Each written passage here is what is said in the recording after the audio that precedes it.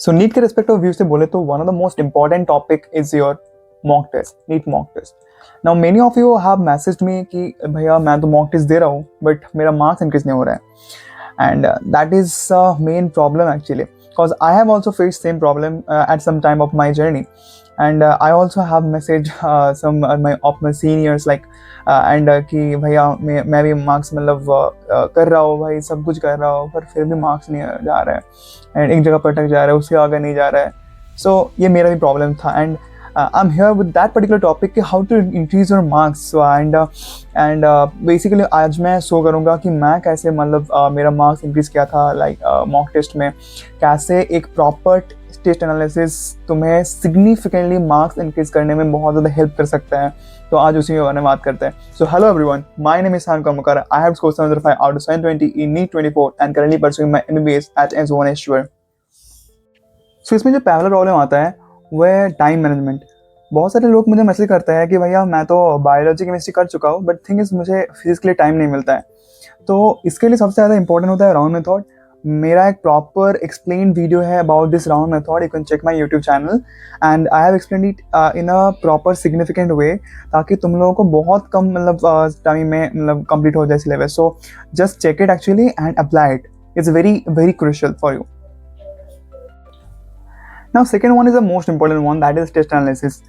बहुत सारे बच्चे तो ये करते ही नहीं है क्योंकि मुझे लगता है कि इसमें बहुत ज़्यादा टाइम लॉस होता है एंड टाइम वेस्ट हो रहा है मेरा. But you know this test analysis is one of the best and one of the important aspect to increase your marks, right? Like मैं जो करता था, मेरा स्टार्टिंग से एकदम एंड तक लाइक मेरा जो फुल टेस्ट चल रहा था तब भी मैं टेस्ट एनालिसिस करता था. लाइक कुछ दिन बाकी है फिर भी टेस्ट एनालिसिस करता था. क्यों? So this test analysis is very important and very crucial if you know, right? So just try to do the test analysis as much as possible in every exam, every mocks. क्योंकि ये सबसे important होता है ना कि like तुम क्या mistake कर रहे हो. अगर तुम्हें वो पता हो जाए, तुम्हें अगर क्लियर एक विजुअल आ जाए, एक्सपेक्ट आ जाए कि कहाँ पे मेरे मिस्टेक्स हो रहा है, कहाँ पे मैं गलती कर रहा हूँ, particular in which topics, in which areas, in which way, then तुम्हें मतलब वो फिक्स कर सकते हो ना. अगर तुम्हारे प्रॉब्लम ही अगर क्लियर ना हो, प्रॉब्लम अगर तुम्हारे पास विजुअल ना हो, तुम ठीक क्या करोगे ना. तो प्रॉब्लम वही है ना. सो अगर तुम्हारे पास जो प्रॉब्लम है वो क्लियर है तभी तुम्हारे पास वो सॉल्यूशन होगा, अदरवाइज नहीं. So test analysis is very important. And in today's video I will show my test analysis. Like मैं घर आया हूँ तो मेरे पास मेरा टेस्ट एनालिसिस जो नोटबुक है वो है and I will show it properly to you. Like मैं कैसे करता था मेरा टेस्ट एनालिसिस, ताकि तुम्हें समझ में आ जाए कि कैसे करना है टेस्ट एनालिसिस प्रॉपरली, ताकि तुम्हारे जो मिस्टेक्स हो रहा है वो तुम ठीक कर सको, तुम्हारे जो मार्क्स जो इंक्रीज नहीं हो रहा है वो तुम कर सको. So it's very important to know about this things. So let's start with my test analysis notebook. So तुम पहले देख सकते हो लाइक ये मेरा पहला टेस्ट है जिसमें मेरे 695 आया था. लाइक ये तो बहुत इजी था, लाइक पहला टेस्ट था पीडब्ल्यू का. सो it's very easy actually, right. But इसमें ही मुझे गलती हुआ था. सो देख सकते हो मैं, एंड मैं वो भी लिखा हूँ why this is not properly studied, I know about it, okay, and concept not clear, unknown and all this things. So ऐसे करके मतलब ये तो ठीक है. पहला वाला मैं थोड़ा स्किप करके आगे जा रहा हूँ, दिखा रहा हूँ. लाइक ये मेरा टेस्ट 4 है, तो इसमें मुझे आया है 670 आउट ऑफ 720, राइट. एंड देखो जो फिजिक्स में आया है मेरा 175, उसमें गलती किया था, एक सिली मिस्टेक्स. देखो मैं क्या सबसे इम्पोर्टेंट होता है तुम क्या टेस्ट में गलती कर रहे हो वो लिखना, क्योंकि तुम जब ये चेक करोगे ना तो पता चलेगा मैं गलती क्या किया था. Like so it's very important to write down your mistakes. मतलब तुम क्या मिस्टेक किए थे उस टाइम पे, तो वो लिखना बहुत ज़्यादा इंपॉर्टेंट होता है, ताकि तुम अगर नेक्स्ट टाइम में अगर ये क्वेश्चन आ जाए तुम वो जगह पर मिस्टेक ना करो. तो that's why is very important. So देखो ये इसमें मैं क्या किया था, I forgot to subtract 60 sin 37 from the mg. अच्छा mg से मैं मतलब वो sin 37 मतलब जो सब्सट्रैक्ट करना भूल गया था. So that was my silly mistake. And in chemistry I got 155 and उसमें से भी एक सिली मिस्टेक 1 NCERT पॉइंट. सो ऐसे करके तुम अगर लिखते जा रहे हो ना, मतलब कहाँ पे मिस्टेक्स हो रहा है एंड क्या तुम गलती किए थे उधर, एंड मतलब कौन सी जगह पे तुम्हें वीक है, इंसेट कहाँ पे मिस कर रहे हो तुम, किस जगह पर मतलब देखने में मिस्टेक कर रहे हो, ये अगर तुम लिखते जा रहे हो ना तुम्हें पता चल जाएगा कहाँ पे तुम मिस्टेक्स हो रहे हैं. एंड अगर तुम्हें इंसेट अगर मतलब वो पर्टिकुलर लाइन तुम्हारा इंसाइट से आ रहा है, तुम पर्टिकुलर जगह पर पढ़ लो तो क्लियर हो जाएगा। देखो आगे चलते हैं। तो यहाँ पर बोटनी में 165 आया था मेरा, and this is the NCERT point right, this pteridophyte. तो ये मैं आई थिंक तब नहीं पढ़ा था, सो मैं पढ़ लिया था उसके बाद, and this was silly mistake. So last में देखो मैं लिखा हूँ टोटल 6 सिली मिस्टेक हुआ था मेरा इसमें, 2 NCERT miss out and 2 conceptual problem. So ऐसे करके तुम अगर पॉइंट वाइज कैसे क्या मिस्टेक्स हो रहा है, तुम क्या गलती किए थे, क्या होना चाहिए, अगर तुम एक प्रॉपर वे में लिखते जा रहे हो ना, बहुत ज़्यादा हेल्पफुल होगा, मैं बता रहा हूँ लास्ट के टाइम में। एंड या अगर तुम एग्जाम के आगे जस्ट मतलब एग्जाम के पहले, तुम्हारे मॉक टेस्ट अभी है उसके पहले जब एक बार चेक कर लोगे ना कहाँ पे मिस्टेक्स हो रहा है, कहाँ पे मिस्टेक होता है मेरा जनरली, कहाँ पे मैं मिस आउट कर रहा हूँ पॉइंट पर्टिकुलर। देख कभी होता है ना कि नॉट एक्सेप्ट, ये मिस हो जाता है। सो इस जगह पे बहुत ज़्यादा मतलब ध्यान आ जाएगा ऑटोमेटिकली अगर तुम ये चेक करो। नाउ देखो ऐसे करके मेरा हर एक चीज़ में है, लाइक तुम देख सकते हो इधर वही पैटर्न वही है मेरा, सिली मिस्टेक, मिस आउट, सिली, ठीक है, मिस्ड, अननोन,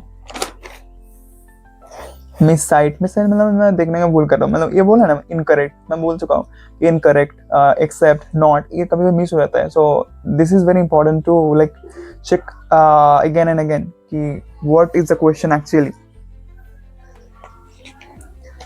मैं बार बार बोल चुका हूँ ना, मेरा अप्रॉक्सीमेटली जो स्कोर होता है वो 670, 680, 660 ऐसे रहता है। सो तुम देख सकते हो इधर।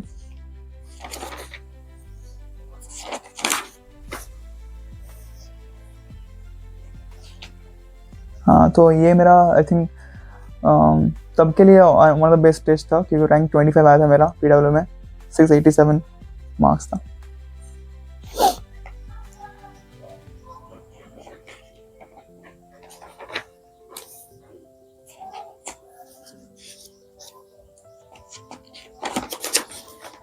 देखो ये तो ठीक है चलेगा, बट देखो मैं जो बोल रहा था कि लाइक मैं ये तो पहले से करता था एंड मैं एंड तक करा हूँ, उसके एक प्रूफ है। लाइक देखो मैं दिखा रहा हूँ, देखो ये एलन का है, ये पर्टिकुलर एलन का है, और 647 आया था मेरा एलन में, जो लास्ट में फुल टेस्ट हो रहा था उसमें भी तो मैं करता था।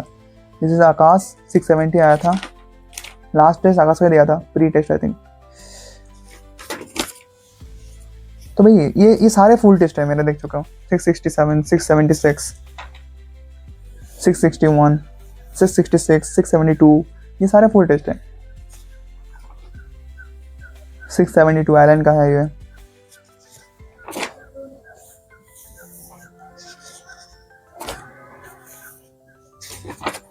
अच्छा मेरा एक ना सबसे कम भी मार्क्स है, मैं दिखा देता हूँ, उसमें मैं किया था।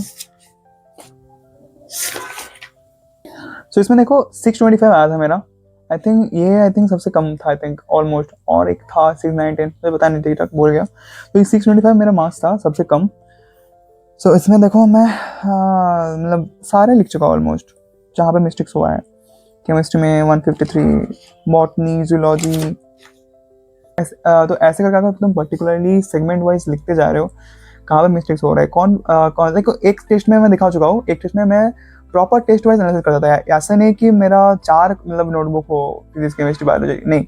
सो एक टेस्ट होगा प्रॉपरली, एक टेस्ट में तुम्हें जितना मिस्टेक्स हो रहा है, लाइक फिजिक्स पहले, फिर केमिस्ट्री, फिर बॉटनी, फिर जूलॉजी, ऐसे करके तुम्हें 4 डिवाइड करना पड़ेगा पहले, एंड उसके बाद पर्टिकुलरली उसमें क्या मिस्टेक्स हो रहा है, वो तुम क्या मिस्टेक करा हो उधर वो लिखना होगा, कहाँ पे गलती हो रहा है, कैसे किस टाइप का गलती हुआ है वो लिखना होगा, एंड उसके बाद तुम्हें मतलब जो प्रॉपर सोल्यूशन है वो भी तुम्हें वहाँ पर लिखना पड़ेगा। लेकिन तुम अगर दूसरी बार वो देख रहे हो, मैंने टेस्ट के आगे पहले वाले देख रहे हो, वो तुम्हें पता चल जाएगा क्या इसमें मैं कैसे गलती कर चुका हूँ, कैसे गलती कर सकता हूँ, एंड इसका प्रॉपर सोल्यूशन क्या है। तो I think it's very helpful to all of you, I think, and you should apply it in every mock test. Now, third one is like a lack of revision. बहुत सारे बच्चे तो मतलब ये सोचते हैं कि हाँ मेरा तो ये हो चुका है, मैं इससे नहीं करूँगा, मैं थोड़ा जो मेरा वीक है वो कर लेता हूँ, बट नहीं यार, इसमें ऐसा नहीं होता है। तुम्हें नीट में जितना भी हो जाए ना, तुम फिर से करना पड़ेगा। तुम्हें लगता है कि ये मेरा हो चुका है, मैं नहीं करूँगा, अब भूल जाओगे तुम भाई। तुम अगर हो चुका है फिर से कर लो, कम टाइम में हो जाएगा, क्या है उसमें, पर तुम्हें करना होगा रिवीजन। तुम जितना हो सके रिवीजन करो, रिवीजन में फोकस करो, क्वेश्चन प्रैक्टिस जितना हो सके करो, मार्क्स ऑटोमेटिक इंक्रीज होगा भाई। एंड बाकी रिसेप सर के बात तो आई थिंक याद ही है कि हमारे सबके लाइफ में एक लॉग फेज होता है, एक लैग फेज होता है। May be it's your time in the lag phase, तुम हार्ड वर्क करते जा रहे हो फिर भी रिजल्ट नहीं आ रहा है, बट एक टाइम आएगा जब तुम्हारे लॉग फेज आएगा एंड उधर ऐसे साइड सूट होगा जो ग्राफ है। So wait for that particular day and wait for that particular day of your success and now it's time for your hard work. जितना हो सके हार्ड वर्क करते चलो, जितना हो सके टाइम अपने ऊपर डालो, क्योंकि कैरियर तुम पे डिपेंड करता है, तुम कितना हार्ड वर्क करते हो उन पे डिपेंड करता है तुम्हारा सक्सेस कितना बड़ा होगा। So work hard as much as possible and your log face will come one day and it will sign like this. So bless you all. Thank you for everything. Bye.